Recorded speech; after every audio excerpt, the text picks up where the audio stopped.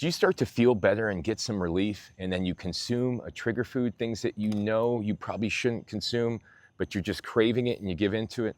This is what happened to me for years. I would start to make some progress. I'd start to make progress.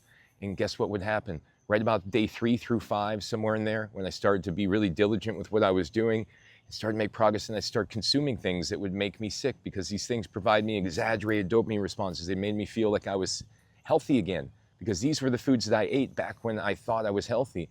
And I thought that if I could eat these things, that made me feel normal again, made me feel healthy. It also had such a good taste profile to it that it was very attractive, right? But what I didn't realize is that when I was in this constant loop of indulge, crave, indulge, guilt, repeat, crave, indulge, guilt, repeat, I was really just fighting a battle with myself internally. I was making the right decisions just for long enough to see progress. And when I made progress and I felt better, then I would go right to something that would risk my progress. And this is the same thing that kept happening over and over again. I've seen with clients. And it's as soon as you start to feel a little bit of relief, you want to start living your life again in your mind. And your idea of living your life is to go back to doing the same things you did before you got sick. And unfortunately, those were the things that often led you to get sick in the first place. So what happens is people have these cravings for things that they actually that they really enjoy, but that are actually keeping them sick. Okay, if you have a craving for food, for example, if I say, hey, you got to cut out bread for a month, and you go, oh, no way on earth. How am I going to survive without bread?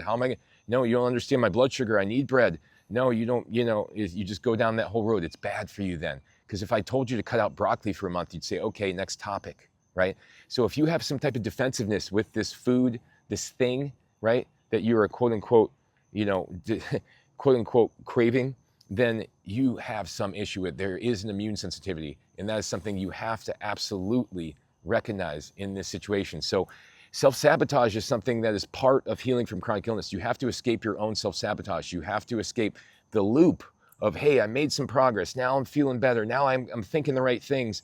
Now I'm doing the right things. Now I'm performing the right behaviors. And then the thought comes in, an impulsive thought, well, why don't we do this? That would be even more fun. Well, why don't we do this? That'll even accelerate the healing even further. Why don't we do this? Then we'll feel better even quicker, right? And then what happens, most of the time we self-sabotage and we set ourselves backwards. Even though it feels better in the moment, then we set ourselves backwards a couple days later, and then we try to justify what we did so we don't feel bad about what we did and how we set ourselves backwards. But the reality is, stability, moderation, consistency are the keys to healing from chronic illness. You have to eat the right foods. You got to obviously eat the foods that are healthy, right? The fruits, the vegetables, rice, potatoes, beans, lentils, etc. And if you're not, and you're buying into these other myths online about eating carnivore and healing through that or whatever it is, then I'm sorry to say that you're stuck in your own loop right there, right? But the reality is you can't make progress and then give it up and go to something that provides you pleasure. Don't give up your progress for instant pleasure. That is the main message in this video, because if you do, you'll stay stuck in the same loop that I did for several years, and you'll be prohibiting yourself from fully healing and reaching your potential as a human being. So thanks for watching. Go to my website, EndSickness.org. Take care.